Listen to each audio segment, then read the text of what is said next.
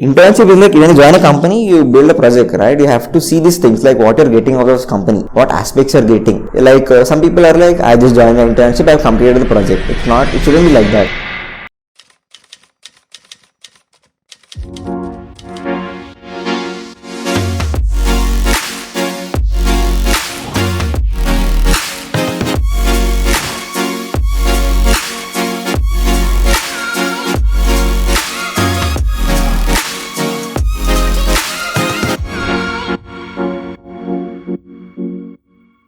Hello everyone, welcome to EDAM Spotlight. Today, our guest is Sai Krishna.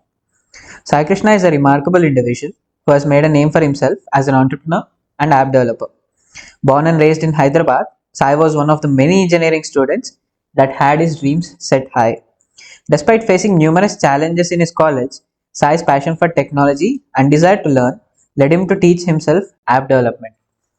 Today, he has worked with over 10 startups spanning multiple sectors, is the founder and CEO of a successful software development company, and his story is a testament to the power of determination, hard work, and self education. In this podcast, we have the privilege of speaking with Sai about his experiences, his company, and the lessons he has learned along the way. Hello, Sai. Welcome to EDAM Spotlight. Thank you for being with us today. So, I've just given a brief introduction about you. Could you tell us a little more about yourself, how you were brought up, and how you came into the field of tech? Okay, well, being a passionate regarding this app development, how we gonna code it completely? I was like passionate since I was like in school and tried to search for resources. Like I couldn't get any. Like no one was ready to guide. I tried to reach out to a few people, but everyone was like, it's a very huge thing. It's a big thing. But no one was like, they shouldn't tell anything regarding it. So then later I took a course in Udemy and later tried to build it an Android application using Kotlin and Java. And I tried to build some personal projects of mine. It was very hard in the beginning stages. I couldn't find any resources. Even no one was there to guide. Then later, I tried to apply in these internships in past 3 months. Like in the beginning stage, I applied for more than 170. Everyone, like I was getting interviews. Everyone was like, you have to have an experience in the past. I was like, if you want an experience, you need to get an internship. But I didn't know like you have to build a few projects, but no one was telling regarding that a certain part of it. They were just asking regarding the experience only. And later after in LinkedIn I posted like I have done this course, build a few projects. A person named Varun R is the founder of the Dev Studio. He just reached out to me asking me that I have a company's project. Will you be working with us as a freelancer or intern? Then later we had a number of meets and like it was really good chat with him. He teach me like how to be as a developer, how to go in that pathway. Then later he said like this Flutter, this thing, this technology, use this thing, take this course, it's really helpful. Then later after taking a certain course, I started building the company's project, understanding it according to the Figma designs given by the designer. It was very hard in the initial stages because there was no proper flow how to build. Even I was a solo member for this alone project. Later took from certain things from Stack Overflow, then tried to build it. I got errors, we connected every day. It was very hard to build a basic login page. It took me around like more than a month to build it in initial stage. Then later I applied for another companies in Internshala, even though it was not that easy because they were asking for backend. Like you have to build real-time projects using backend or not only frontend. Then later I got another company called Publisher Consulting.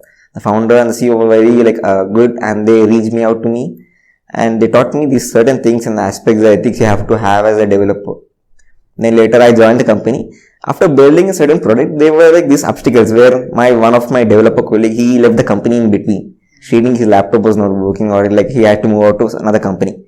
So there was an issue. The app was already published on Play Store, but I was not able to republish it again due to certain private keys which he had on his laptop. I couldn't get access to it. So I tried to find regarding the resources regarding this thing, how to republish the application. So it was very hectic task, but no one, I tried to reach out with more than 10 senior developers in doing this Flutter. They were like, I haven't done it, my team does it in the company itself. Then later, after searching very deep in the Google, it was like, I found an article which is very below down to last page. It shows like, you have to follow the steps, download this certain software tool where you will download a folder. Then later send it to Google team. They will upload it, rechange the private keys. Then later you can upload your SHA keys, upload your app. Then later that time I was able to upload it. It was a very huge task in the beginning stage uploading this app because uploading this app comes in the last stage. Like you start with the front end, go with the back end, then the full stack, then comes with this publishing the apps. I was very lucky, like I have learned this thing. Many people out there face this issue, like publishing these apps. Then later I joined another company called Gaga Health. It was in health sector thing. So the founder was, ma'am, she was a doctor, a general specialist. Another person was his husband as a co-founder. He was a techie guy, a senior developer, more than like 10 companies with 10 years of experience. He was working as a tech head for another company as well as managing his company. There I got to learn about how to be as a leader, how to gain the leadership qualities, or how to design the app flow, the architecture of the application, what to build for it. Then later I got to know what is GitHub and every single thing of it. Then later I started working in multiple companies. One was a company called Chef Connect India. It was like a B2B and B2C company where it consists of private chefs, like party chefs and other kinds of chefs. We were like team of 3. There was the first time like I worked as in a team of 3 members. Like myself as front and other were like full stack. So we were like, it was like working every late night, connecting the application, deploying it, working on it, closing the bug, because I was a person there designing the like product in Figma, creating the UI UX and then coding it. It was a huge task for me, but it was a good learning there that you shouldn't like design and code at the same time. Then later I joined another company called TGH Tech, where they do often provide services to companies which are very well established. So there I got to work with multiple teams, leading the team, working with the product manager who is very well established and experienced guy, and the CEO itself. And one more thing, till now I worked until like 10 companies. Out of this, the 2 people who eventually guided me and shaped me out of till here, I am there right now because of those 2 people. The first person name is Varun R. He was the one who gave me opportunity through LinkedIn. Then the person was Sachin Joseph. He is the CEO founder of the TGH Tech. These 2 people shaped me completely. Like one guy taught me how to code. Another guy taught me how to be as an entrepreneur, how to lead the company, how to build it of your own. Then later I worked for Look Cafe and other worked as a freelancer. It's been an journey where I started from zero to going on building it. Then later after understanding what a startup is, even I was like passionate regarding how to start your own company. There was a certain time where I have done a logo and I have created a Google Developer account, created my own company name. Later my friend said like, this is not how you register a company. There is a step-by-step process. You register your company. Then later I felt like, oh, this is a certain process. Then later I registered my company somehow or other way. It was very huge task deciding the name itself. Then even after you registering a company, it's not that easy. You just done with it. There's so many portfolios you have to manage, a team, certain things to be done. Then later, still even though I'm learning, building it, working on different projects as a freelancer as well as an intern. That is quite a journey. Okay. Someone as old as 22. Yes. That is quite a journey.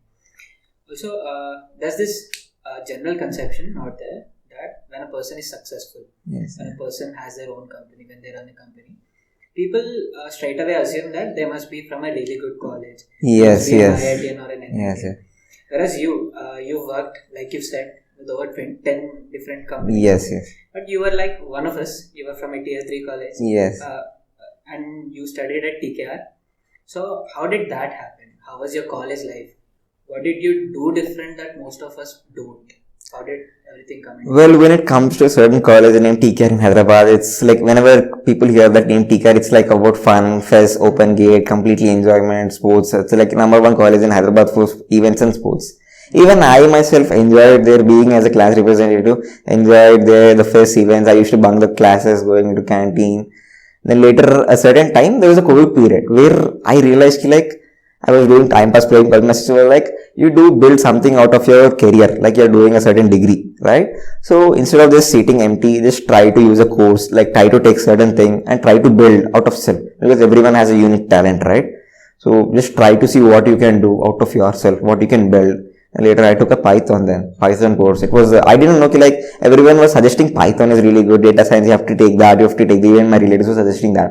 So when I said, I have to Python. Then later, every day when I start a course, I used to sleep. Then later realized like I tried it for another 3-4 days, and it was not my cup of tea. Then later I searched for app development and took it. Then later that was my journey. And then in my college there was no support in initial stages. Like everyone used to laugh that I was doing an internship. Everyone was like, "You're doing an internship? Wow!" Then later they were asking like, "What project you're building? Which company?" I said the company name. It was like, This company is there or not?" They didn't know like these there are internships, freelancing, what the meanings is. Then later said like, "I'm starting my own company." He was like, "You're starting your own company? Wow! Can you get me an offer?" I was like, "It's not that easy." Everyone were laughing. Then later, at a certain time, I was doing internships. Then there was a major project coming up. Then normally in college, people do often buy the major projects. They go for Amirpet, they go for it and buy it. At a certain time, even it was for me too. Even the team said like we have to buy the project. Even the department people said they have to buy it. So I said, "Chalo, fine, buy it." Yeah, even I have works. It was not flexible time.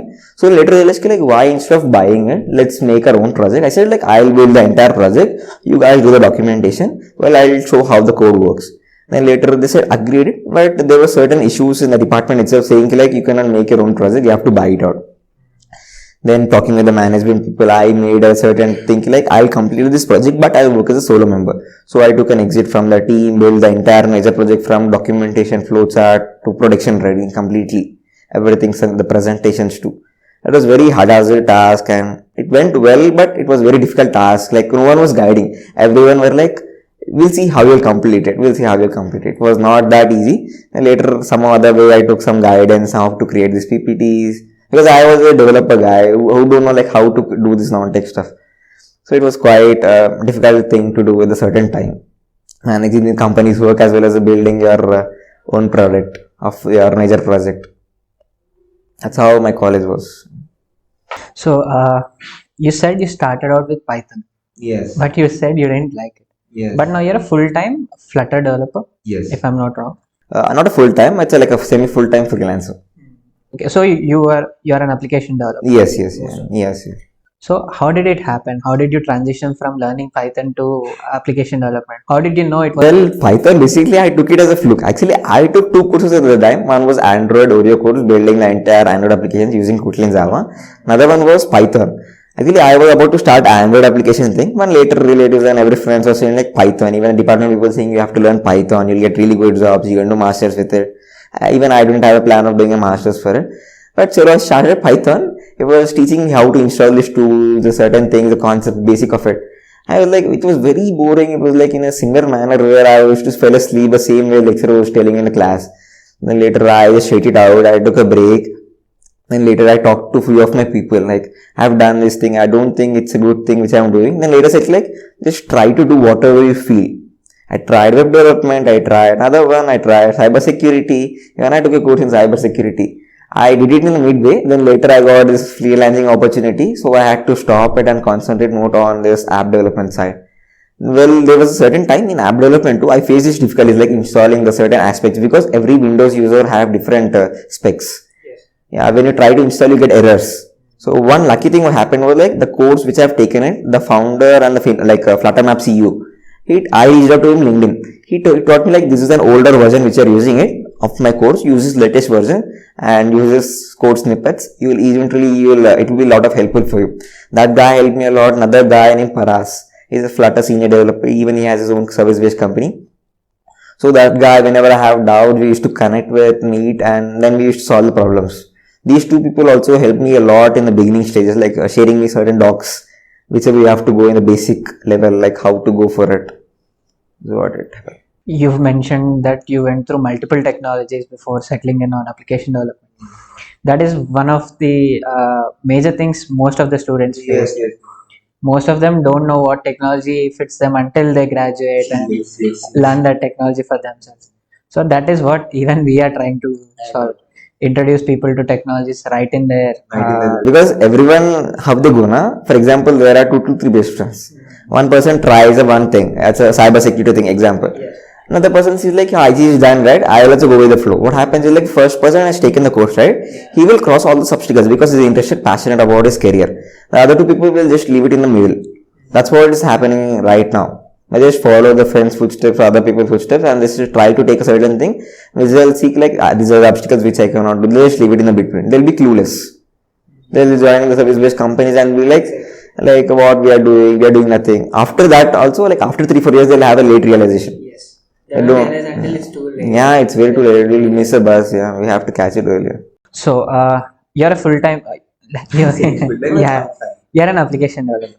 How did you teach yourself application development? And what would you tell someone who is learning application development? So I would say like start learning the basic concepts of it. Don't rush into full stack thing. See, full stack is not that way you take a full stack course in like Coursera or Udemy or in next wave. You just take a course and you do like I have a certificate of full stack.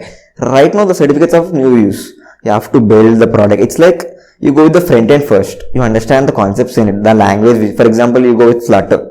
We use Dart language for it. For that we use C++ and OOPS concepts. You have to understand those concepts first. Then later build it in the Flutter. Like the Flutter is a framework for using for front end designing. Like how you use HTML, CSS for designing, coloring, right? So same way use Flutter for designing the components. There are widgets in Flutter. You have to learn, go through that. Then you have to build 3 types of projects in front end. It's like basic, intermediate and expert projects. If you build these kind of projects, you will understand the problem statement, logical understanding. Basic projects are like login, profile, homepage, button navigation bar, tab view. And like complex, medium projects are like building your portfolio. And the complex are like building the YouTube or else like video streaming app or Spotify, music apps or e-commerce application. If you build this e-commerce like complex projects, you will understand the logical statement and problem statement. By which companies will know like you have built these complex things previously only and easily you can understand it. Why companies have experience? Because you have to learn these things. If you work on multiple projects, you will know like, acha, you have done these things. That's why companies ask. You've told me before that you've applied for over 170 internships. Yes. But you said you couldn't get in. And now you work with over 10 companies. How did that happen? What would you tell someone looking for internships? Well, someone if you are looking for internships, I would tell you like you build these kinds of projects. You build 3 types of projects, the basic, intermediate and the expert kind of project. Expert in the sense like it's a hard project. It's a very complex thing. The code will be complex. You'll be learning a lot of stuff because you see, you're building good projects which would eventually you learn a lot of concepts. The code will keep on increasing. It's never ending. Sometimes you build an application of 5,000 lines, 10,000 lines. It keeps on going. You understand the new concepts. If you build the same projects repeatedly, the same screen, the login, profile, home, you're not able to understand the new concepts. If you build the different pages, different screens, different components, you will learn the different things in the code itself. Is what I tell. Take up new projects. For example, you get an internship opportunity. It doesn't mean like you only work on the company's or the client's project. By that, sidely you work on your own project too. It may be anything. It may be a small application also. It may be a portfolio or building a friend's portfolio. Or it may be building an e-commerce app which other person require. You can do that way. That way you can easily manage your time. For example, after you're done with this first company internship, then you join another company, the person will be seeing like you have built multiple projects, not only company projects. He will be able to understand like, actually this guy is really talented, he or she is really talented, able to manage time, building her own project as well as the company projects. That's how there will be a good impression and you will be having a lot of knowledge, you will be going forward with it. That is something that needs to be out because most people are after internships without realizing the requirement. See, internship is like when you join a company, you build a project, right? You have to see these things like what you're getting out of this company, what aspects you're getting. Like some people are like, I just joined an internship, I've completed the project. It shouldn't be like that. When you join it, right, it should be like, I have learned new skill, I have learned backend, or else I have learned another skill in front end itself. I mastered another level in front end. That way you have to be when you join a company, or it may be freelancing also, whenever you take a project too. What is your take on this new age internship programs where they ask you to pay a little money, then they teach you, and then that's one of the worst phase happened in my life, like career path. Even I didn't know like previously that people were taking money from students and giving internships. One of my friends said like I paid around 10k, he's giving me 3 months internship and I'm getting an offer letter, I'm getting a certificate of internship complete. I said like I'll get a good job. I was like no, that's not how it works. He didn't listen. After 3 months he later realized like it's a real realization that he wasted 10,000 because he didn't get nothing out of that. When he applied for internships, right, they were seeing it. They asked like what you have done in this 3 months of internship which the company has provided you based on the certification. He couldn't tell anything. See, certifications, internships, it all matters. It doesn't matter. They only see the projects which you have built. They don't see like you have worked in this company, you have worked in that company. They only see how much complex you have built the code, how much you optimize the application. It may be web or app, it may be anything. Deck or non-deck, it may be anything. They see your communication skills. They see how you talk, the way you speak. the way you lead the team, they also see that thing, because at a certain time they might need a person who wants to lead the team. It may be an intern or experienced guy. For example, you said like I build over like more than 10 companies, right? They might be seeing this person as an intern, but he might be taking for the lead too. Someone who shares responsibility. Yes. Even they will be seeing like how he is responsible in his way. Like for example, his co-developer has faced this issue. Well, whether he helps or not, that angle also they see in the interviews itself. Amazing. So, could you tell us a little about Lou Cafe? You are an integral part of. Yes. I'm working, like I work for, like it's been like more than 6 months working for Lou Cafe. Because I work in almost like every sector, like health sector, chef sector, everything. I guess EV sector and this sanitization has been left out. Sanitization is a bit, which I've been working right now. Well, Lou Cafe is like basically the term itself tells us Lou and Cafe in a single place. For example, you take as a space. For example, you take this mobile and this is a piece of land on the road. We send a proposal to the government stating like we are building Lou Cafes. Like 50% is a washrooms, 50% is a lending space, in which 25% is a female and 25% is a male. And 50% lending space, we give it out to people who can keep any kind of store. It may be cafeteria, shoe store, it may be anything, it may be. The person who takes up the lending space now, he is the cleaner of the toilet. He cleans it every day. There are 3 verticals in Lou Cafe. One is mini Lou Cafe, which is 5 into 5. Another one is pink Lou Cafe, it's especially for women. Another one is like large Lou Cafe, in which it consists of another feature called disability feature. Not only for men, women, there are also disability feature, also baby feeding rooms in it. Yeah. And also we are building Lou Cafe 2.0 where there will gonna be co-working spaces with washroom attached and cafeteria down to it. Okay. Right now in India there are more than 350 Lou Cafes. One is in Bombay, one is in Chennai. Recently we got an order in Goa too. Maybe in 5 or 10. One is in Dal Lake, Jammu Kashmir. In Hyderabad there are more than 200 Lou Cafes. You can go and visit out KBR Park, NTR Gardens. There are like more than 7 Lou Cafes out there. Okay. Yeah. So, what is your role there? We building the technology, they're completely optimizing. For example, you see Lou Cafe, it's like the supervisor has to go every day, check whether the washroom is opened or not, the cafe is opened or not, it's cleaned or not. What we are doing is building the complete in-house technology. It's like building this technology for sanitization.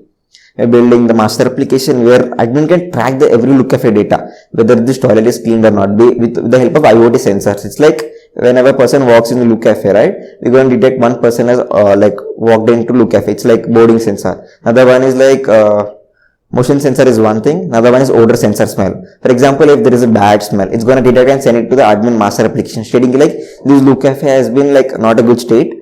Will it go to the supervisor? Then the supervisor goes and calls to the cleaner and gets a notification that the washroom is not neat.